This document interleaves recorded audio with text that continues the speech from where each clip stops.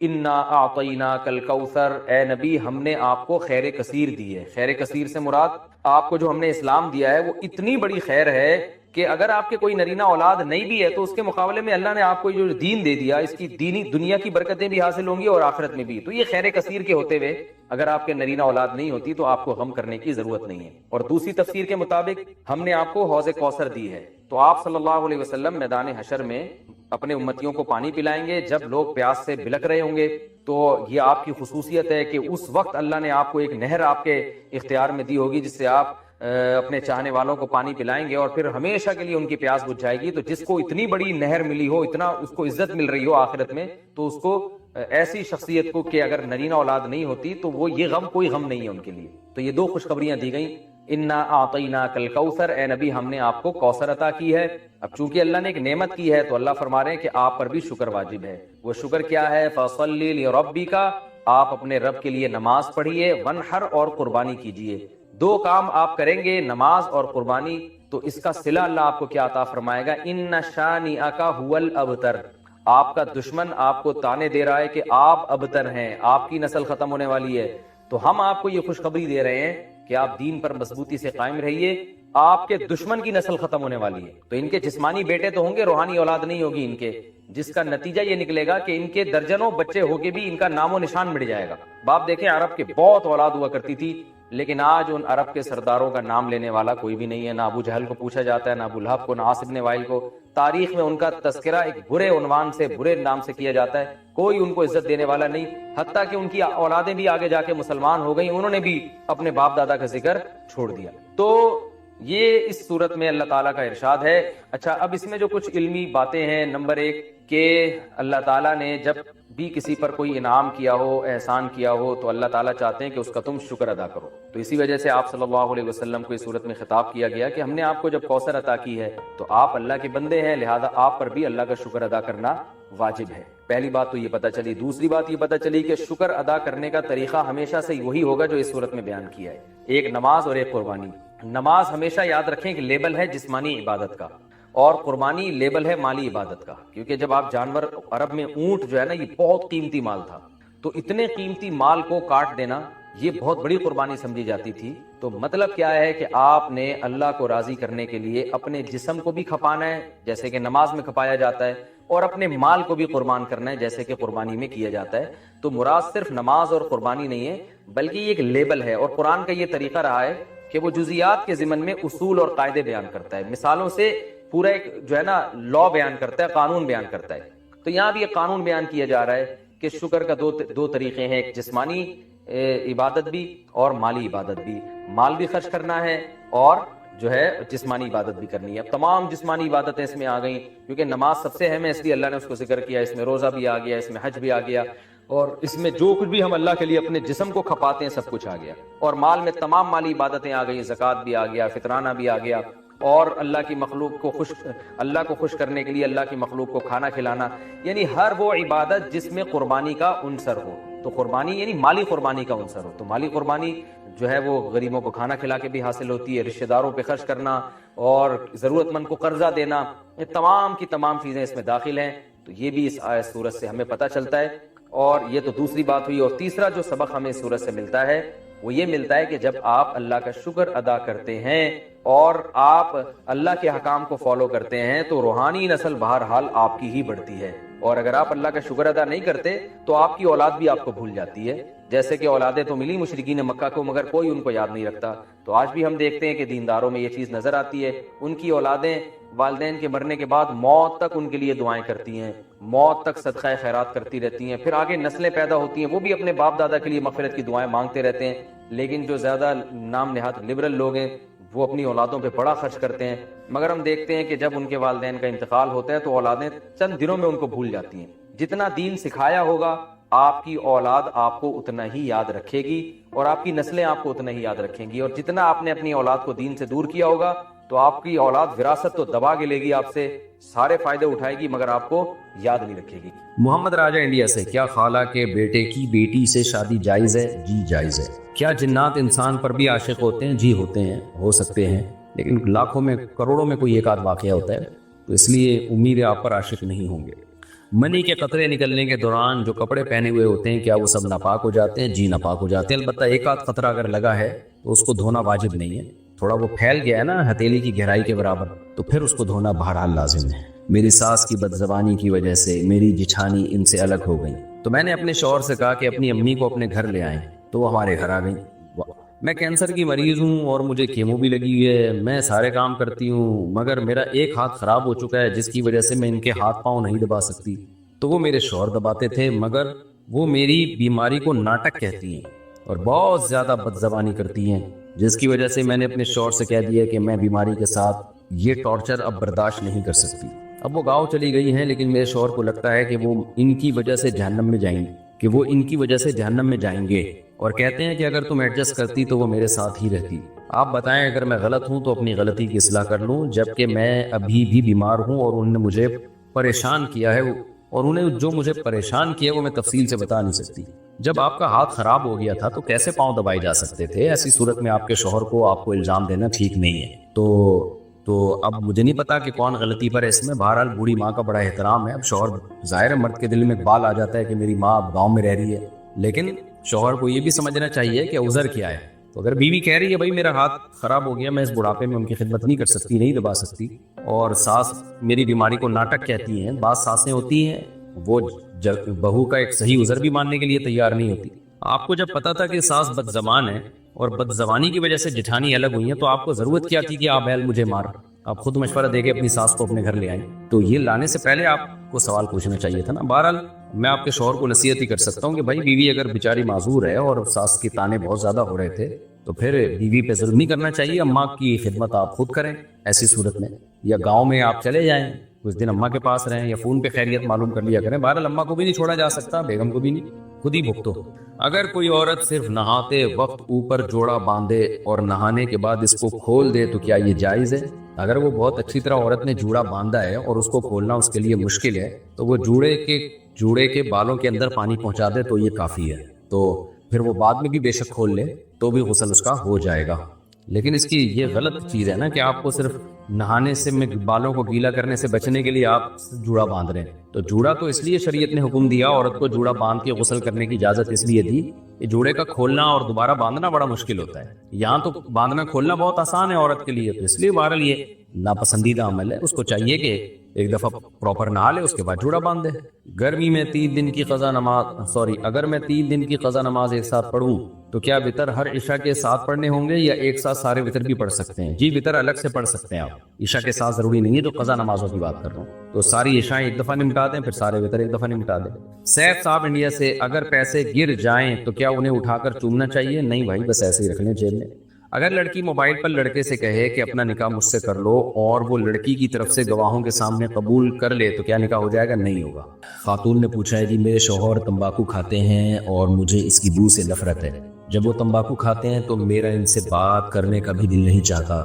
میں کیا کروں؟ وہ آپ کا بیان بھی شوق سے سنتے ہیں، آپ ان کو بتائیں نبی صلی اللہ علیہ وسلم نے فرمایا المسلم من سلم المسلمون باللسانہ ویدہ، نبی نے فرمایا مسلمان وہ ہے جس کی زبان اور ہاتھ کے شر سے دوسرے مسلمان محفوظ رہیں۔ تو یہ اجنبی مسلمانوں کو تکلیف دینا جب اتنا بڑا عذاب ہے تو اپنی زوجہ کو تکلیف دینا تو اور بھی زیادہ بڑا گناہ ہے، تو قطع رحمی میں آتی ہے یہ چیز۔ اور بدبو تو ایک ایسی چیز ہے جس سے نبی صلی اللہ علیہ وسلم بہت شدید نفرت کیا کرتے تھے، تو ہمیں نبی کو فالو کرنے کا حکم ہے، اس سے پتہ چلا ہمیں بھی بدبو سے نفرت ہونی چاہیے۔ تو اگر شوہر کو تمباکو کھانے کی عادت ہے بھی تو ان کو چاہیے کہ وہ گھر میں جب گھر سے باہر جا کے کھا لیا کریں، یہ کہیں کونے پہ بیٹھ کے کھا لیں، اس کے بعد منہ اچھی طرح دھوئیں، صاف کریں تاکہ اس کی اسمیل منہ میں نہ رہے۔ حقیقت یہی ہے کہ جن کو تمباکو سے بو سے نفرت ہے وہ بہت زیادہ تمباکو والوں سے ٹینشن میں جاتے ہیں، لیکن تمباکو والے اس چیز کا خیال نہیں کرتے، تو گناہ کی بات ہے، اپنی نیکیاں برباد کرنے کی بات ہے۔ مصلی پر ایک طرف موبائل رکھ کر نماز پڑھنا کیسا ہے؟ کہاں رکھیں بھائی، ایک طرف ہی پڑھ کے نماز پڑھتے ہیں اور موبائل رکھ کے نماز پڑھتے ہیں، دو طرف تو رکھ نہیں سکتے میرا خیال ہے، بہرحال ایک طرف رکھ لیں نماز پڑھ لیں، کچھ نہیں ہوتا۔ شبینہ اعظمی انڈیا سے، اگر کوئی طلاق شدہ عورت شدید مجبوری کی وجہ سے عدت نہ گزار سکے تو اس کے بارے میں کیا حکم ہے؟ مجبوری لکھ کے بھیجتی تو میں بتاتا، عدت تو گزارنا بہر صورت لازم ہے، البتہ کوئی بہت ہی غریب عورت ہے، شوہر نے اتنی وراثت بھی نہیں چھوڑی کہ اس کے 4 مہینے 10 دن تک کھانے پینے کا کوئی انتظام ہو جائے، تو ایسی صورت میں پھر وہ طلاق یافتہ عورت کمانے کے لیے مجبوری میں نکل سکتی ہے، بغیر زینت کے نکلے، کمائے اور جو ہے وہ دن میں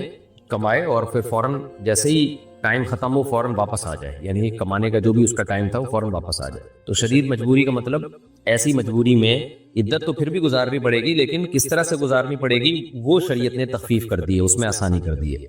تو لیکن عورت پر عدت بہرحال گزارنا شوہر کے گھر لازم ہے۔ میں شادی شدہ ہوں اور ہماری شادی کو 10 سال ہو چکے ہیں، میں اپنے شوہر سے بہت خوش ہوں، مگر میرے والدین میرے شوہر سے بہت لڑتے ہیں اور مجھے ان کے خلاف جھوٹی باتیں بتاتے ہیں اور مجھے کہہ رہے ہیں کہ تیرا شوہر ہمیں کھا گیا اور تو ہمارے لیے مر گئی۔ مجھے کیا کرنا چاہیے؟ پہلی دفعہ سنا ہے کہ جی بیوی اپنے شوہر سے خوش ہے لیکن بیوی کے والدین خوش نہیں ہیں داماد سے۔ تو دیکھیں آپ کے شوہر نے کیا کیا ہے، ایسا تو نہیں ساس سسر سے پیسے لے کے کھا گئے ہوں۔ اگر وہ پیسے لے کے کھا گئے ہوں تو پھر ساس سسر کا داماد سے اختلاف ٹھیک ہے، بعض داماد ایسے ہوتے ہیں گھنڈے بن کے کھا جاتے ہیں سب کچھ، اور ساس سسر مجبور ہوتے ہیں اپنی بیٹی کی وجہ سے، سسرال والے وہ کچھ کر نہیں سکتے داماد کے خلاف، ان کو ڈر ہوتا ہے بیٹی کو نہ چھوڑ دے، تو اس طرح سے بعض دفعہ مسائل ہوتے ہیں۔ لیکن ساس سسر کو چاہیے تھا پیسے ہی نہ دیتے داماد کو اگر پیسوں کا پھڈا چل رہا ہے۔ اگر بہرحال پیسوں کا نہیں ہے تو پھر ان کا کیا لینا دینا بھائی ان کے پرسنل معاملات میں، تو آپ کو چاہیے آپ اپنے شوہر کو فیور دیا کریں، کیونکہ شادی کے بعد عورت پر اس کے شوہر کا حق اس کے والدین سے زیادہ ہے۔ ہمیں آخرت کے لیے کون سی نیکیاں جمع کرنی چاہیے؟ ایک فرض نماز سے کتنی نیکیاں ملتی ہیں؟ دیکھیں ہمیں ہر طرح کی نیکیاں جمع کرنی چاہیے، نیکیوں کی مختلف قسمیں، نماز میں الگ طرح کا ثواب ملتا ہے، روزے میں الگ طرح کا ثواب ملتا ہے، حدیث میں آتا ہے ایک دروازہ ہی اللہ نے روزے داروں کے لیے جنت میں خاص کر دیا ہے جس کا نام ہے باب الریان، جو سیراب کرنے والا۔ تو ہر نیکی کا ایک الگ ثواب ہے۔ صدقہ اللہ کے غضب کو ٹالتا ہے، یہ بھی تو صدقے کا ثواب ہے، اللہ کے غضب کو ٹھنڈا کرنا ہے۔ کوئی گناہ غلطی سے ہو گیا آپ سے، توبہ استغفار بھی کریں اور صدقہ کریں، کیونکہ جو اللہ کو غضب آیا نا گناہ کی وجہ سے وہ صدقے سے ٹھنڈا ہوتا ہے۔ غریب کی مدد کریں گے، اس کا پیٹ بھریں گے بھوکے کا، تو اللہ کو بھی آپ پہ ترس آئے گا قیامت کے دن۔ تو بہت ساری نیکیاں، اس لیے علماء کہتے ہیں ہر طرح کی نیکیاں جمع کرنی چاہیے ہمیں، نماز کی بھی، نفل نماز کی بھی، صدقے کی بھی، تلاوت کی بھی، ماں باپ کے ساتھ حسن سلوک کی بھی، رشتہ داری جوڑنے کی بھی، تو ہر نیکی کی الگ حیثیت ہے۔ انصاف قائم کرنے کے لیے ظالموں کی ٹارگٹ کلنگ کرنا کیسا ہے جبکہ قانون بھی ان کا کچھ نہیں بگاڑ سکتا ہو؟ دیکھیں جس شخص کے بارے میں 100% یقین ہو کہ یہ ڈکیتیاں کر رہا ہے، لوگوں کو قتل کر رہا ہے اور قانون اپنی ذمہ داری پوری نہ کر رہا ہو اور عوام میں سے کسی نے اٹھ کے اس کو قتل کر دیا، تو آخرت میں اس شخص پر کوئی گناہ نہیں ہوگا بلکہ ثواب ملے گا۔ لیکن عوام کو اس طرح کی اجازت اس لیے نہیں دی جاتی کہ عوام پھر اپنی ذاتی دشمنیاں بھی نکالنا شروع کر دیتی ہے۔ آپ نے کسی کو مار دیا ذاتی دشمنی کی بیس پہ، کل مفتی کے سامنے بیان دو گے یا کسی کے سامنے بیان دو گے کہ بھائی یہ تو ڈاکو تھا، تو اس لیے انتظامی معاملات کی وجہ سے عوام کو منع کیا جاتا ہے۔ لیکن آخرت میں اس کو اگر 100% یقین تھا نا کہ یہ واقعی ڈاکو ہے اور لوگوں میں فساد پھیلا رہا ہے، اور فساد کا مطلب زبان کا فساد نہیں بلکہ قتل و غارت کر رہا ہے، جیسے بعض علاقوں میں ہوتے ہیں کچے کے ڈاکو اور اس ٹائپ کے ڈاکو جو ہے نا، تو وہ لوٹ مار مچائی بھی ہوتی ہے اور حکومت ان کا کچھ بگاڑ ہی نہیں سک رہی ہوتی، یا سختی چاہتی نہیں ہے حکومت ان کو ختم کرنا۔ تو دونوں صورتوں میں عامی آدمی میں سے کسی نے اگر اس کو قتل کر دیا تو آخرت میں بہرحال حساب نہیں ہوگا، لیکن دنیا میں اگر آپ پکڑے گئے قانون کے ہاتھوں تو قانون تو پھر آپ کو جو بھی ملک کا قانون بنا ہوا ہے وہ سزا دے سکتا ہے۔ لیکن آخرت میں بہرحال نہ صرف یہ کہ عذاب نہیں ہوگا بلکہ بہت زیادہ ثواب ہوگا عوام کو ایک عذاب سے بچانے کا۔ لیکن پھر میں بتا دوں کہ لوگوں کو مشورہ نہیں دیا جا سکتا قانون ہاتھ میں لینے کا، مشورے سے نقصان یہ ہوگا کہ پھر لوگ جری ہو جائیں گے، بے گناہ لوگوں کو بھی قتل کرنا نہ شروع کر دیں اس بہانے، اور گورنمنٹ جب پکڑے گی تو گورنمنٹ تو پھر یہ آپ سے جو بھی گورنمنٹ لا ہے اس کے حساب سے حساب و کتاب کرے گی۔ ہمارے والد بہت غصہ کرتے ہیں اور ہر چیز پر ڈانٹتے ہیں، جبکہ باہر کے بچوں کے ساتھ بہت اچھے رہتے ہیں، ہمارا دل بہت دکھتا ہے جب ہم دوسروں کو دیکھتے ہیں کہ والد اور بچے آپس میں اچھے رہتے ہیں جبکہ ہم دوسروں کو دیکھتے ہیں کہ والد اور بچے آپس میں اچھے سے رہتے ہیں۔ آپ ہماری رہنمائی فرمائیں۔ مجھے بڑی حیرانگی ہوتی ہے بچوں پہ والد کو غصہ آتا کیسے ہے؟ بچے تو اتنی اٹریکٹیو چیز ہیں، چھوٹے بچے، دل چاہتا ہے ان کو پیار ہی کرتے رہو۔ میں تو اکثر لوگوں سے کہتا ہوں ہمارا تو دل ہی نہیں کرتا کہ بچے بڑے ہوں بھائی، لوگ کہتے ہیں نا جلدی جلدی بڑے ہو جائیں، میرا دل چاہتا ہے چھوٹے ہی رہیں، کیسے پننے پننے سے ہوتے ہیں، ایسی پیاری پیاری باتیں کر رہے ہوتے ہیں، کھیل کیسے بچیاں کیسا اچھا کھیل رہی ہوتی ہیں آپس میں۔ آپ بچیوں کو کھلونے لا کے دے دیں کچن کے، کیسے کھیل رہی ہوتی ہیں، میں بریانی بنا رہی ہوں، میں آٹا گوندھ رہی ہوں، میں چائے بنا رہی ہوں، آپ آپس میں لگی رہتی ہوں۔ لڑکے بھی کیسا ماشاءاللہ کھیل رہے ہوتے ہیں ادھم مستیوں میں۔ تو بچہ تو اس قابل نہیں ہے کہ اس کو ڈانٹا جائے، تو اس لیے والد کو چاہیے اپنے بچوں سے محبت کرے، ان میں کھیلے، ٹھیک ہے تھوڑا روب بھی قائم رکھے تاکہ وہ باپ ہی نہ بن جائیں گھر میں۔ روب ہم انگریزوں کی طرح بھی قائل نہیں ہے کہ ان کو کچھ کہا ہی نہ جائے، تو کوئی واقعی بات ہو تنبیہ کرنے کی تو بچوں پہ تھوڑی سی سختی بھی کی جا سکتی ہے، لیکن نارملی بچہ سختی کے لائق نہیں، محبت کے لائق ہی ہوتا ہے۔ تو بہت افسوس ہوتا ہے کہ ماں باپ اپنے بچوں کو سے محبت نہیں کر رہے، باپ جو ہے وہ اپنے بچوں کو ٹائم نہیں دے رہا، محبت نہیں کر رہا، تو ان کو چاہیے کہ آ کے بیٹھا کریں، گپ شپ لگایا کریں، اور ہر وقت اصل میں ہوتا یہ نہیں ہے کہ باپ کو بچوں سے نفرت ہے، کبھی بھی باپ کو بچوں سے نفرت نہیں ہوتی ہو، باپ میں اصل میں تربیت کا غلبہ ہوتا ہے کہ میں نے اپنے بچوں کو بالکل سیدھا چلانا ہے، ٹھیک کرنا ہے، تو یہ بھی محبت ہی ہوتی ہے، لیکن اب اس محبت کی وجہ سے بجائے بچے سدھرنے کے بگڑنا شروع ہو جاتے ہیں، کیونکہ آپ ہر وقت تربیت ہی میں لگے رہتے ہو، تو جب باپ گھر میں آتا ہے نا اس کو چھوٹی چھوٹی بچوں کی غلطیاں بری لگتی ہیں، اس لیے نہیں کہ اس کو بچوں سے نفرت ہے، اس لیے کہ وہ چاہتا ہے میرے بچے بالکل صراط مستقیم پہ چلے، بہت ہی خاندانی بچے کہلائیں، تو یہ محبت ہی کی وجہ سے باپ کی خواہش ہوتی ہے، لیکن اب اس محبت میں وہ کیا کرتے ہیں کہ ہر وقت ڈانٹ ڈپٹ، تربیت یوں ایسے نہیں ویسے، ہر وقت الٹ پٹانگ ان کو تانے دینا، تو بچوں میں تھوڑی اتنی سمجھ ہوتی ہے، بچے سمجھتے ہیں ابا ہمارا جو ہے نا وہ ظالم ہے، اس لیے باپ کو چاہیے کہ وہ محبت بھی دے ان کو، کبھی کبھار تنبیہ بھی کرتا رہے، تو یہ جو رویہ ہے کہ گھر میں جب باپ آئے تو بچے کانپنا شروع کر دیں اور بچے چاہیں کہ کاش یہ گھر میں نہ ہی آتے، تو یہ باپ کے ناکام ہونے کی دلیل ہے، تو جو بچے گھر میں ابو کا، ابا کا، پاپا کا، ڈیڈی کا انتظار کرتے ہیں نا کہ آئیں تو ہمیں خوشی ہوگی، اس کا مطلب ابا صحیح چل رہے ہیں، اور جہاں بچے یہ ہو کہ یار ابا کیوں آ رہے ہیں، اس کا مطلب کچھ ابا کا جو ایٹیٹیوڈ ہے بچوں کے ساتھ وہ شاید صحیح نہیں ہے، ہمیں آخرت کے لیے کون سی نیکیاں، اچھا یہ ہو گیا، اگر باپ بہت ماڈرن ہو اور بچوں کو بھی ماڈرن بنانا چاہے تو کیا تب بھی باپ کی مرضی چلے گی؟ اب ماڈرن کا کیا مطلب ہے بھائی، اور ماڈرن کا الٹ ہوتا ہے، اپوزٹ ہوتا ہے دیسی پن، اب بچے کیا چڈی بنیان میں گھومنا چاہتے ہیں دیسی پن میں، ویسے تو چڈی ماڈرن لوگوں کا ہی لباس ہے، کیا آڑے ترچھے کپڑے پہننا چاہتے ہیں، تو ماڈرن کا لفظ مبہم ہے، میں سمجھا نہیں آپ کیا سوال پوچھنا چاہتے ہیں، بہرحال اگر شریعت کے خلاف باپ چاہتا ہے کہ بچے چلیں تو پھر بچوں پر باپ کی اطاعت لازم نہیں ہے، باقی ماڈرنزم، اسلام ماڈرنزم کے خلاف نہیں ہے، خوب سمجھ لیں، تو ہمارے ہاں یہ بڑا مسئلہ ہے کہ چند روایتی چیزوں کو ہم نے اسلام سمجھ لیا، وہ تو نبی کا کلچر تھا، نبی صلی اللہ علیہ وسلم کے دور کا کلچر ہمیشہ چینج ہوتا رہتا ہے، تو ہر دور کا کلچر ایک الگ ہوتا ہے، ڈریسنگ میں بھی اور باقی لائف اسٹائل میں بھی، تو ہاں ابا جو ہے شریعت کے خلاف کسی بات کا حکم نہ دیں، تو وہ آپ سوال لکھ کے بھیجیں گے کہ ابا آپ کو کیا حکم دیتے ہیں، وہ میں پھر بتاؤں گا کہ ابا کی چلے گی کہ نہیں چلے گی۔ ہمارے ہاں اولاد نہیں ہو رہی، ایک لڑکا ہوا تھا جس کی 25 دن میں وفات ہو گئی، اس کے بعد ایک مرتبہ مس کیریج ہو گیا، رہنمائی فرمائے۔ دیکھیں ایسا بہت شادی شدہ جوڑوں کے ساتھ ہوتا ہے، 4 5 دفعہ مس کیریج ہوتا ہے، پھر بھی اولاد ہو جاتی ہے، تو آپ ڈاکٹر سے رابطہ کریں، یہ تو شرعی مسائل بتانے کا چینل ہے نا، میڈیکل ٹپس دینے کا تو نہیں ہے، یہ ڈاکٹروں سے، آپ جو گائنی کی ڈاکٹرز ہیں وہ اکثر اس میں اچھا گائیڈ کر دیتی ہیں، تو وہ آپ کو بتائیں گی، یا کوئی طبیبہ ہو لیکن بہت ماہر طبیبہ سے مراد جو حکیم ہوتے ہیں نا، لیکن اس میں کوئی ماہر ہو، اس میں حکیموں میں ڈرامے بازیاں بہت ہو گئی ہیں، فراڈی پن بہت آ گیا ہے، تو کوئی واقعی ہو تو اس سے علاج کرائیں، یہ کیونکہ یہ پرانی بیماری ہے، جو بیماریاں بہت پرانی اور صدیوں سے چلی آ رہی ہیں نا، تو ماہر حکیم بھی اس کا اچھا علاج کر لیتے ہیں، کیونکہ یہ چیز تجربے سے ہو چکی ہے نا، وہ بہت پرانی جو صدیوں پرانی بیماریاں چلی آ رہی ہیں، تو حکیموں کے بھی اس میں بہت تجربے ہو چکے ہیں، لیکن صحیح حکیم ہونا چاہیے۔ میں نے دیکھے بعض پیشنٹ ایسے تھے جو میڈیکل جو ڈاکٹرز ہیں ان کا علاج نہیں کر پائے تو حکیم نے علاج کر دیا، لیکن میں پھر بتا رہا ہوں کہ میرے کہنے پہ کسی حکیم کے پاس نہ چلے جائیں، حکیموں پہ 2 نمبریاں بہت زیادہ ہیں، پھیکو بہت ہیں اس میں، یوٹیوب پہ بھی بھرے ہوئے ہیں، کو ماہر ہو، ایکسپرٹ ہو، تو اب ماہر ایکسپرٹ کا کیسے پتہ چلے گا، وہ ظاہر ہے اس نے کہاں سے پڑھا ہے اور یہ سب چیزیں وہ خود آپ تحقیق کریں، لیکن جب تک یہ نہیں تو یہ جو گائنی کی ڈاکٹرز ہیں ان میں بھی بات ایکسپرٹ ہوتی ہیں، ان سے آپ علاج کرائیں، میں بھی دعا کرتا ہوں اللہ آپ کو نیک صالح اولاد عطا فرمائے۔ کیا میں زکوٰۃ بہن کو دے سکتا ہوں، اس کے ایک مدرسہ کی تعمیر ہو رہی ہے؟ دیکھیں مدرسے کی تعمیر میں زکوٰۃ استعمال نہیں ہو سکتی، ہاں بہن کو آپ مالک بنا سکتے ہیں اگر وہ غریب ہے، پھر وہ جو چاہے کرے۔ ہماری ایک پھپھو کی بیٹی جو کہ بیوہ ہیں، جب بھی ہمارے گھر آتی ہیں تو مجھ پر اور میرے بچوں پر کچھ پڑھ کر پھونک مارتی ہیں، میں انہیں دیکھ لیتی ہوں مگر کچھ نہیں کہہ سکتی، کیونکہ ان کی ایک بہن میری بھابھی اور ایک میری جٹھانی ہے، کیا ان کی پھونک سے میرے یا میرے بچوں کو کوئی نقصان پہنچ سکتا ہے؟ یقیناً پہنچ سکتا ہے، اگر آپ کو یہ وہم ہو گیا کہ ان کی پھونک سے کوئی نقصان پہنچ سکتا ہے، اور اگر آپ کو وہم نہیں ہے اور آپ کو یقین ہے کہ وہی ہوگا جو اللہ چاہے گا، تو ان کو کہیں کہ جتنی پھونکیں ہیں ساری ادھر ہی آ کے ختم کر دیں، اور ہو سکتا ہے اسی سے آپ کی جو پھپھو کی بیٹی ہے نا شاید ان کی پھونک ہی نکل جائے، کیونکہ اتنی پھونکیں ماریں گی تو وہ دیکھیں نا، شوف سرکار کی بیچارے کی اقرار الحسن نے پھونک نکالنے کی کافی کوشش کی ہے اور لینے کے دینے پڑ گئے ان کو شوف سرکار کو، تو پھپھی سے بولے کہ بھائی نہیں مارا کریں، کیا فضول حرکتیں آ کے پھونکیں مارنا شروع کر دینا، اور وہم بھی ہو رہا ہے، لیکن بہرحال آپ یہ یقین کر لیں کہ یہ جتنی مرضی پھونکیں مار لیں میرے بچوں کو اس سے انشاءاللہ کوئی نقصان نہیں ہوگا، پھر پھونکیں مار لیں، لیکن ہے یہ معیوب حرکت پھونکیں مارنا، کبھی کبھار رقیہ کے طور پر کسی کو دم کر دینا وہ تو ٹھیک ہے، سنت سے ثابت ہے، ایسے آتے ہی پھونکے، گندی ہوا تو جا رہی ہے نا کم از کم ان کے پھیپڑوں میں بچو گے۔ حافظ ارقم دیرو، کیا عورتیں گھر میں جمع ہو کر عید کی نماز ادا کر سکتی ہیں؟ نہیں جی، عید کی نماز کراؤڈ میں ہوتی ہے، تو جہاں سب مسلمان عید کی نماز پڑھتے ہیں کھلے میدان میں تو وہاں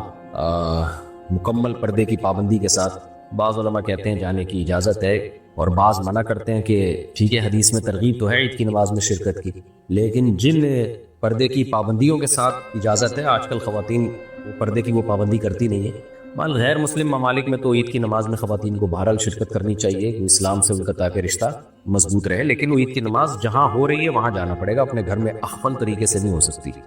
فری لانسنگ کے کر کے پیسے کمانا جائز ہے یا ناجائز؟ جائز ہے بالکل، آپ کسی کو کوئی سروس دے رہے ہیں اس کے بدلے میں پیسے لے رہے ہیں تو سروس اگر وہ جائز سروس ہے تو پیسے لینا بھی جائز ہے۔ کپڑوں پر پرفیوم لگا کر نماز پڑھ سکتے ہیں؟ جی بالکل پڑھ سکتے ہیں۔ فہد صاحب بہرین سے پوچھتے ہیں جب میں اپنے سسرال جاتا ہوں تو میری ساس مجھ سے گلے ملتی ہے تو میرے لیے شہوت کنٹرول کرنا بہت مشکل ہوتا ہے، برائے مہربانی رہنمائی فرمائیں، اور یہ بھی بتائیں کہ ساس کو کس طرح ہاتھ لگانے سے نکاح ٹوٹ جاتا ہے۔ دیکھو ساس کو سختی سے منع کر دیں کہ گلے نہ ملیں داماد سے، بالکل ناجائز عمل ہے، اور ساس سے کہیں بس میرے سر پہ ایسے ہاتھ رکھ دیا کریں، آپ جائیں ساس کے سامنے سر یوں کریں اور اس سر پہ ہاتھ رکھ کے پیار کر دیں بس، کیونکہ ساس اور داماد میں اگر تھوڑا سا بھی کوئی ریلیشن ہو جائے نا، سیکشول ریلیشن ہو جائے تو وہ بیوی آپ کی ہمیشہ کے لیے حرام ہو جائے گی، لیکن آپ وہم نہ کریں ابھی حرام نہیں ہوئی ہے، کیونکہ جب بھی یہ مسئلہ بتاؤ وہمیوں کی ایک لمبی لائن لگ جاتی ہے کہ میرے سے تو اس دن ساس نے ہاتھ ملایا تھا تو میرے دل میں یہ خیال، تو چھوڑ دیں ابھی کچھ بھی نہیں ہوا آپ کو، وہم ہے آپ کو، لیکن آئندہ آپ احتیاط کریں، کبھی بھی ساس سے اس طرح مصافحہ نہ کریں، اور گلے ملنا تو یہ تو ویسے بھی بے شرمی کی بات ہے، تو جو ہے حیا کے خلاف ہے، تو ساس اگرچہ محرم ہے لیکن اس محرم ہونے کا یہ مطلب نہیں ہے کہ وہ اتنا فری ہو جائے، جب بہن بھائی بھی تو جوان جب ہو جائیں تو محرم ہی ہے نا، لیکن وہ تھوڑی گلے ملتے ہیں اور ملنا بھی نہیں چاہیے ان کو، یہ ہمارے یہاں لبرل لوگوں نے نا کر کے براڈ مائنڈیڈ بن کے سارا سسٹم کا ہی بیڑا غرق کر دیا، حیا اور پاک دامنی کا پورا نظام جو گوروں کا ہوا ہے نا، وہی چاہتے ہیں کہ ہماری قوم بھی اسی ڈگر پہ چلے، اور جیسے وہاں تمیز ہی ختم ہو گئی ہے تو یہاں بھی ہو جائے، تو اس لیے بالکل جائز نہیں ہے، اس میں کوئی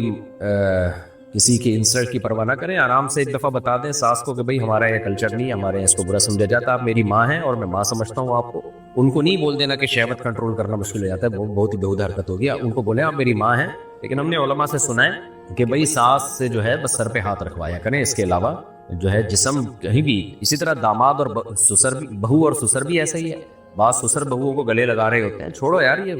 بری حرکت ہے، آپ کچھ جو ہے وہ تھوڑا سا حیا سے کام لو، تو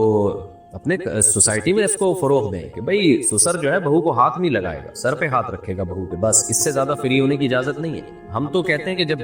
بیٹی جوان ہو جائے نا اور باپ بھی جوان ہو تو کیا ضرورت ہے بیٹی کو گلے لگانے کی، اگرچہ بہت تقدس ہوتا ہے بیٹی کا، الحمدللہ ہماری سوسائٹی میں خیر غالب ہے، لیکن بھائی بس بیٹی کو زیادہ زیادہ اس کا سر یہاں رکھ لیا بیٹی کا، ایسے جھپیاں پا کے گلے مل رہے ہیں گدھے گھوڑوں کے، تو پاگلوں والی حرکت ہے، اب شرم آتی ہے دیکھ کے ان کو، تو بیٹی جوان ہو جائے اس کا سر یہاں رکھ دیا کندھے پہ، ایسے تھپکی دی، بہت اچھی بات ہے، باپ بیٹی کی محبت ہوتی ہے، تو اس میں جو ہے وہ حیا کے بھی تو خلاف ہے، میں نہیں کہہ رہا باپ کی کوئی بیٹی پہ غلط نظر ہوتی ہے، لیکن کچھ چیزیں حیا کے بھی تو تقاضے ہوتے ہیں نا، گلے مل رہے ہوتے ہیں، اور سسر بہو کا تو بہت ہی مسئلہ ہے کیونکہ وہاں تو رشتہ حرام ہونے کا خطرہ ہوتا ہے، تو اس لیے سسر بھی اپنی بہو کے سر پہ بس ہاتھ رکھے، بس اس سے زیادہ نہیں، فری ہونے کی کوشش نہ کرے۔ بعض جب میں کالز اٹھایا کرتا تھا، ابھی تو بہت کم لوگوں کے فون اٹھاتا ہوں، وہاں بھی بعض بہوؤں کی یہ شکایت آتی تھی کہ ہمارے جو سسر ہے نا، ہمیں وہ ہینڈ شیک کرتے ہیں اور جو ہے وہ معانقہ کرتے ہیں، ہمیں خود بہت برا لگتا ہے، تو انہوں نے مجھے ترغیب دی، کئی خواتین کی اس طرح کمپلینز آئیں کہ آپ اس پر بیان کرو کہ یہ سسر جو ہے نا یہ حرکتیں نہ کریں، ہم تو منع نہیں کر سکتے کہ وہ بے ادبی سمجھی جاتی ہے خاندان کے بزرگوں کی، تو اس لیے یہ غلط عمل ہے۔ عبدالعلیم صاحب دہلی سے پوچھتے ہیں چلنے کا سنت طریقہ کیا ہے اور کس طرح چلنا چاہیے؟ بھائی صاحب ہر آدمی کی اپنی ایک نیچرل چال ہوتی ہے، اس کو چینج کریں گے تو کوا چلا ہنس کی چال اور اپنی بھی بھول گیا والا ہو جائے گا، نیچرل چال ہوتی ہے ہر ایک کی اپنی، البتہ تکبر سے نہ چلے، سینہ اکھاڑ کے یوں جیسے پتہ نہیں کوئی پھڈا کرنے جا رہا ہے، بعض لوگوں کے سینہ آٹومیٹیکلی تھوڑا سا ابھرا ہوا ہوتا ہے وہ ایک الگ بات ہے، لیکن بعض لوگوں کی عادت ہوتی ہے اکڑ کے چلنے کی، تو اکڑ کے مت چلیں، نارمل وے میں چلیں، بہت تیز بھی نہ چلیں کہ تھک جائیں بلا وجہ، ایک تو ہے نا ایکسرسائز کی نیت سے چل رہے ہیں وہ ایک الگ بات ہے، نارملی جب آپ چلیں وقت فی مشی، قرآن کہہ رہا ہے اپنی چال میں میانہ روی اختیار کرو، تو بلا وجہ اپنے آپ کو ٹینشن میں ڈال کے بہت تیز چلنا یہ بھی ٹھیک عمل نہیں ہے۔ سستوں کی طرح آہستہ چلنا. حضرت عمر نے کسی کو دیکھا بہت خراما خراما چل رہا ہے, حضرت عمر نے اس کو تنبیہ کی کہ بھائی نارمل چلو, ایسے کیوں چل رہے ہو جیسے, یعنی مفہوم بیان کر رہا ہوں, ایسے کیوں چل رہے جیسے کوئی بیمار چل رہا ہوتا ہے. تو آپ کی چال سے دیکھنے سے یہ بھی نہ لگے کہ کوئی بیمار جا رہا ہے, یہ بھی نہ لگے کہ کوئی اس سے قرضہ لے کے بھاگا ہوا ہے اور یہ اس کے پیچھے جا رہا ہے. تو نارمل چال میں چلنا چاہیے اور نیچرل جو اللہ نے آپ کو دی ہے. بعض لوگوں کی چال نیچرلی تیز ہوتی ہے تو وہ تیز نہیں ہے, وہ دوسروں کو تیز لگتی ہے, وہ ان کے لیے وہی میانہ روی والی چال ہوتی ہے. تو ہر ایک کو اللہ نے ایک الگ چال دی ہے, اس کو اسی کے مطابق چلنا چاہیے. بہت تیز نہیں, بہت ہلکا نہیں, تکبر والی چال نہیں. لا تمشِ فی الارض مرحا, اللہ کہتے ہیں زمین پہ اکڑ کے مت چل. تو روز 5 سورہ پڑھنا کیسا ہے؟ ٹھیک ہے, ویسے روز قرآن کی تلاوت کریں, الحمد سے لے کے سورہ ناس تک ایک پارہ پڑھ لیا کریں 30 دنوں میں. ایک پارہ نہیں ہوتا آدھا پڑھ لیں تاکہ 2 مہینے میں قرآن ختم ہو. وہ بھی نہیں ہوتا ایک پاؤ پڑھ لیں تاکہ 4 مہینے میں قرآن ختم ہو. تو یہ جو لوگوں نے مخصوص صورتیں بنا لی ہیں کہ فلاں دن یہ صورت فلاں دن یہ, اس سے بہتر یہی ہے کہ پورا قرآن پڑھا کریں, پورا قرآن ختم کیا کریں. لڈو میں ڈائس یعنی چھلکا استعمال ہوتا ہے, اور میری پتہ نہیں چھکا استعمال ہوتا ہے, یہ کیا ہے. اور میری معلومات کے مطابق حدیث میں, اچھا لڈو کہہ رہا ہوں میں, لڈو میں ڈائس یعنی چھکا استعمال ہوتا ہے. میری معلومات کے مطابق حدیث میں ڈائس والے کھیلوں کی ممانعت آئی ہے. اگر میری معلومات غلط ہے تو تصحیح فرما دے. دیکھیں نبی صلی اللہ علیہ وسلم سے جو اس طرح کے کھیلوں کی ممانعت آئی ہے, تو مجھے ان حدیثوں کی پوری تحقیق تو نہیں ہے کہ صحیح حدیث ہیں یا ضعیف حدیث ہیں, لیکن ایک کامن اصول فقہاء نے بیان کیا قرآن و سنت کو سامنے رکھ کر کہ وہ کھیل جن میں آپ کا دماغ استعمال ہوتا ہے, دماغ تھکتا ہے, وہ جائز نہیں ہے. جیسے شطرنج ہے, اس میں آپ کا دماغ استعمال ہوتا ہے, وہ اس لیے جائز نہیں ہے کہ والذین هم عن اللغو معرضون, لغویات سے ہمیں بچنے کا حکم ہے. لغویات اس کام کو کہتے ہیں جس میں نہ دین کا فائدہ نہ آخرت کا فائدہ. تو کھیل کا تو بنیادی مقصد ہوتا ہے دماغ کو تفریح دینا. تبھی حدیث میں آتا ہے کل لہو باطل, ہر کھیل باطل ہے سوائے 3 کھیلوں کے. وہ 3 کھیل وہی ہیں جن میں دماغ فریش ہوتا ہے آپ کا, اس کے سوسائٹی پہ کوئی اچھے اثرات مرتب ہوتے ہیں. تو شطرنج کھیلنے میں کوئی اچھے اثرات مرتب نہیں ہوتے. آپ کو چاہیے تھا آپ کھیل کود کے دماغ کو فریش کرتے, پھر دماغ مفید کاموں میں استعمال کرتے. آپ نے دماغ ہی بیکار کام میں کھپا دیا تو اب بچے گا کیا آپ کے پاس. تو کھیل کا تو مقصد ہے تاکہ آپ کھیلوں کو کھیلیں اور تاکہ دماغ فریش ہو اور دماغ کو مفید کاموں میں خرچ کریں. دماغ ہی کو آپ نے اس میں خرچ کر دیا تو پھر وہ دماغ تو کسی کام کا رہا نہیں. تو اس وجہ سے بھی شطرنج جو ہے نا ناجائز ہے. البتہ ان لوگوں کے لیے شطرنج کھیلنے کی گنجائش ہے جن کو دشمن کی چالیں سیکھنی ہو, جیسے فوج کے کوئی بڑے لوگ ہوتے ہیں. تو امام شافعی سے منقول ہے کہ جو جنگی چالیں سیکھنے کے لیے شطرنج کھیلے گا, جنگی کمانڈر ہے, تاکہ اس کو دشمن کی چالیں, اس کا دماغ کھل جائے اور دشمن کی چالیں سمجھنا اس کو آ جائے. تو اگر کوئی سمجھتا ہے کہ یہ اس کھیل میں اس کو یہ فائدہ ہوگا تو پھر اس کے لیے جائز ہے. تو لڈو میں چونکہ دماغ فریش ہی ہوتا ہے, دماغ تھکتا نہیں ہے, تو اس لیے لڈو اس اصول کے مطابق جائز ہے, چاہے اس میں چھکا بھی کیوں نہ ہو, اس سے کوئی فرق نہیں پڑتا. چھکا تو وہاں سے ایک آلہ ہے, 4 آ رہا ہے, 3 آ رہا ہے, 6 آ رہا ہے, تو اس میں کوئی دماغ آپ کا تھکتا نہیں ہے, بلکہ آپ تھوڑا سا فریش ہو جاتے ہیں. خاص طور پہ گھر میں بیوی بچوں کے ساتھ کھیلیں گے تو شاید اس بہانے تعلقات بھی اچھے ہو جائیں. ہماری بہن شادی سے منع کر رہی ہے, آگے بھی شادی کا ارادہ نہیں ہے, اور ہمارے ابو کی ریٹائرمنٹ کی عمر قریب ہے, ہم کیا کریں؟ بہن کو سمجھائیں, کیونکہ یہ لڑکیاں حماقت اور بے وقوفی میں شادی سے منع کرتی ہیں, بعد میں جب دھکے کھاتی ہیں نا, رلتی ہیں, ان کی عزتوں سے کھیلا جاتا ہے اور بڑھاپا آنے لگتا ہے, تنہائیوں کا شکار ہوتی ہیں, بھائی اپنی زندگیوں میں مشغول ہوتے ہیں اپنی بیویوں کے ساتھ, تو پھر یہ بہت بڑی ٹینشن بنتی ہے سوسائٹی کے لیے, اور پھر یہ رشتے کشکول لے کے تلاش کرتی ہیں, ملتے نہیں ہیں ان کو رشتے. تو اس لیے میں آپ کی سسٹر کو, آپ کی بہن کو اپنی بہن سمجھ کے نصیحت کروں گا, وصیت کروں گا کہ یہ ڈھیٹ پنا آپ چھوڑ دیں, اپنے پر, اپنے ماں باپ پر, اپنے بھائیوں پر رحم کریں آپ, کیونکہ بعد میں پھر انہوں نے ہی سنبھالنا ہوتا ہے. یہ جو لبرل لوگوں نے کہا دیا نا جاب کریں, یہ حل نہیں ہے, یہ فطرت نہیں ہے.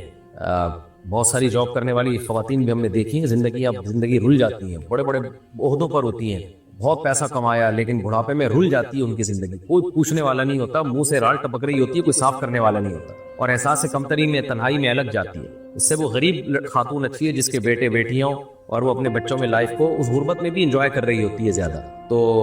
یہ جو ہے نا انسان کی فطرت ہے کہ اس کو افراد چاہیے, تو اللہ تعالیٰ نے عورت کو افراد کیسے دی؟ ان کی اولاد کی صورت میں. اس لیے نکاح کر رہے ہیں, ان کو میں بھی نصیحت کرتا ہوں, آپ بھی سمجھائیں, اور کوئی اچھا رشتہ بھی تلاش کریں. ہو سکتا ہے آڑے ترچے آ رہے ہیں اس لیے نہیں کر رہی ہو, بعض دفعہ رشتے ہی آڑے ترچے ہوتے ہیں, وہ کہتی ہے اس سے تو میں ایسی چیز ہوں بغیر شادی کی. کوئی اچھا رشتہ تلاش کر لیں ان کے لیے, لیکن ان کو فورس کریں. فورس کا مطلب مینٹلی ان کو فورس کریں, یہ نہیں کہ آپ کو مار دھاڑ شروع کر دیں. ان کو سمجھائیں بٹھا کے. میرے اکاؤنٹ میں سود کی رقم آ گئی ہے اور میں اسے استعمال نہیں کرنا چاہتی, تو میں اسے صدقہ کروں گی یا خیرات؟ آپ اسے نکال کے بلا ثواب, یعنی بلا نیت ثواب کی نیت کے بغیر آپ اس کو صدقہ کر دیں, رکھے نہیں اکاؤنٹ میں. ہمارا کام یہ ہے کہ ہمیں یہ بتانا ہوتا ہے کہ اسٹاک مارکیٹ میں شیئر کب اوپر جائیں گے اور کب نیچے، اس کام کی کمائی حلال ہے؟ حلال ہے جی۔ سندل صابن پر ہاتھی کی تصویر بنی ہوئی ہوتی ہے، اس کا استعمال جائز ہے؟ نہیں جائز ہے۔ تب صابن پہ جب تصویر بنی ہوتی ہے تو استعمال سے وہ تصویر ختم ہو جاتی ہے، تو ویسے صابن کا استعمال تو کریں تاکہ وہ تصویر ختم ہو۔ خیر یہ تو میں ایک ویسی بات کر رہا ہوں۔ تو تصویر جب موضع اہانت میں ہو نا، اہانت کا مطلب ہوتا ہے کہ وہ تعظیم نہیں ہو رہی اس کی، تو پھر اس تصویر میں تخفیف ہے شریعت میں، یعنی اس کے حکام اس طرح نہیں ہے جیسے دیوار پہ جو جاندار کی چیزوں کی تصویریں لٹکی ہوئی ہوتی ہے نا، ان کی حیثیت الگ ہے۔ تو صابن پہ تصویر ہے تو کوئی حرج نہیں اس کے استعمال کرنے میں، البتہ اس تصویر کو بنانے والی کمپنی کو چاہیے کہ نہ بنائے تصویر سازی بہرحال ناجائز حرام ہے۔ بلال منیار انڈیا، اللہ میاں کہنا کیسا ہے؟ کہ ٹھیک ہے بھئی، اللہ کے ساتھ جب میاں کی نسبت کی جاتی ہے تو اس سے اللہ کی تعظیم مراد ہوتی ہے، کوئی حرج نہیں ہے اس میں۔ اللہ کا کلام مخلوق نہیں ہے، اس کا کیا مطلب ہے؟ اس کا مطلب یہ ہے کہ دیکھیں، جو جس کی صفات ہوتی ہے نا وہ مخلوق نہیں ہوتی، وہ مخلوق ہمیشہ بعد میں پیدا ہوئی ہے۔ مخلوق کہتے ہیں جس کو بنایا جائے، حادث ہوتی ہے، اور اللہ کی تمام تر صفات جب سے اللہ ہے اسی وقت سے اللہ اپنی صفات کے ساتھ ہے، تو اللہ چونکہ ہمیشہ سے ہے لہذا اس کی صفات بھی ہمیشہ سے ہے۔ تو کسی بھی شخص کا کلام جو ہے نا وہ اس کی صفت ہوتی ہے، جیسے رحمت ہے، غضب ہے، یہ ساری صفات جب سے میں ہوں میرے ساتھ ہیں یہ صفات، تو اللہ بھی جب سے ہے تو اس کی صفات بھی ہمیشہ سے ہیں۔ تو اللہ کا جو کلام ہے، چاہے وہ تورات کی صورت میں ہو، انجیل کی صورت میں ہو، قرآن کی صورت میں ہو، جو اصل کلام ہے نا اللہ کا وہ ہمیشہ اللہ کے ساتھ ہے، تو اس لیے وہ مخلوق نہیں ہے بلکہ اللہ کی وہ صفت ہے۔ ہاں جب وہ صفت ہم نے اس کلام کو اپنے قلم سے لکھا اور کتابوں میں محفوظ کیا تو وہ پھر مخلوق ہے، لیکن جو اصل کلام ہے جو اللہ کی ذات سے نکلا ہے، بلا کیفیت، کلام اللہ بدا منہ بلا کیفیت، اللہ سے ظاہر ہوا ہے جس کی کیفیت ہمیں معلوم نہیں ہے، تو وہ ہمیشہ سے ہے۔ آپ کو ان پیچیدہ عقیدوں میں جانے کی ضرورت نہیں ہے، انسان کے بچے بن کے جیسے چل رہے ہیں نارمل لائف گزاریں، کچھ چیزیں علماء کے لیے رکھا کریں، عوام کو اتنی زیادہ ڈیپتھ میں نہیں جانا چاہیے۔ بیسک جو بنیادی عقائد ہیں بس ان کی طرف توجہ دیں، آمنت باللہ وملائکتہ وکتبہ ورسلہ والیوم الآخر والقدر خیرہ وشرہ من اللہ تعالی والبعث بعد الموت، یہ بیسک عقیدے، ان کو فوکس کریں۔ عدنان صاحب سعودی عرب سے، ہم نے 5 لاکھ سود پر قرض لے کر مکان خریدا، اب وہ ہمیں 6 لاکھ منافع دے رہا ہے، ہم کہہ رہے ہیں کہ مکان بیچ دیتے ہیں، مگر والدہ کہہ رہی ہے مکان نہیں بیچیں گے اور کمیٹی ڈال کر سود بھر لیں گے، رہنمائی فرمائیں۔ سودی لین دین جو آپ نے کیا وہ حرام کیا، کیونکہ آپ نے سود پر قرضہ لے کے مکان خریدا تو یہ ناجائز اور حرام عمل تھا، اس پہ توبہ استغفار کریں۔ باقی اب آپ مکان بیچ کس کو رہے ہیں؟ جس سے قرضہ لیا ہے اسی کو بیچ رہے ہیں، تو بیچنا تو جائز ہے، اس کو کسی کو بھی بیچ سکتے ہیں آپ، لیکن جتنے میں لیا اس سے کم قیمت پہ نہیں بیچ سکتے جب تک پوری قیمت ادا نہ ہو جائے۔ تو 6 لاکھ منافع دے رہا ہے تو اس کو بیچ سکتے ہیں۔ باقی یہ کہ والدہ کہہ رہی ہے مکان نہیں بیچیں گے، کمیٹی ڈال کر سود بھر لیں گے، غلط، والدہ کی اطاعت اس میں جائز نہیں ہے۔ سود جتنا جتنا دیں گے اتنا اتنا گنہگار ہوں گے آپ۔ تو اگر مکان بیچ کے آپ اس کی قیمت ادا کر سکتے ہیں تاکہ مزید سود لگنے سے بچ جائے تو ایسا کر لیں آپ۔ بیوی کو داڑھی نہیں پسند تو کیا داڑھی کاٹ لوں یا بیوی کا طلاق کا مطالبہ پورا کر دوں؟ میں بس واجبی سا مسلمان ہوں لیکن دیندار بننے کی کوشش کر رہا ہوں۔ داڑھی نہیں پسند ہے اور وہ طلاق کا مطالبہ کر رہی ہے تو بیگم کو طلاق دے دیں، آپ داڑھی نہ کاٹیں۔ آپ ہو سکتا ہے میرے اس جواب پہ لوگوں کو اعتراض ہو، لو داڑھی کے چکر میں بیوی سے ہاتھ دھو بیٹھے۔ بھائی صاحب وہ اتنی ڈھیٹ ہے کہ وہ کمپرومائز کرنے کے لیے تیار نہیں ہے اور طلاق لے کر اپنی زندگی برباد کر رہی ہے۔ تو جب ایک عورت کو خود خیال نہیں ہے کہ بھائی تمہیں داڑھی پسند نہیں ہے لیکن شوہر کی خاطر برداشت کر لو، اللہ کی خاطر نہیں برداشت ہو رہا، تو شوہر کی اتنی بھی بری چیز نہیں ہے نا داڑھی عورت کی نظر میں جتنی وہ سمجھ رہی ہے، تو اللہ کی خاطر نہیں برداشت ہو رہا، شوہر کی خاطر برداشت کر لو۔ تو اگر شوہر بھی اتنا پسند نہیں ہے کہ داڑھی جو ہے نا وہ شوہر جائے بس داڑھی نظر نہ آئے، تو پھر میرا خیال ہے یہ بہت زیادہ حد سے تجاوز ہو جاتا ہے۔ پہلی کوشش تو یہ کرے کہ داڑھی رکھیں اور طلاق نہ دیں، اس کو آرام سے محبت سے سمجھائیں، پھر بھی نہیں مانتی تو پھر داڑھی نہیں کاٹی جائے گی، طلاق کا مطالبہ پورا کر دیا جائے گا۔ محمد آفتاب انڈیا سے، جمعے کے دن ایک مسجد میں 2 جماعتیں ہوتی ہیں، کیونکہ مسجد میں جگہ کم ہونے کی وجہ سے کچھ لوگ جماعت سے رہ جاتے ہیں، کیا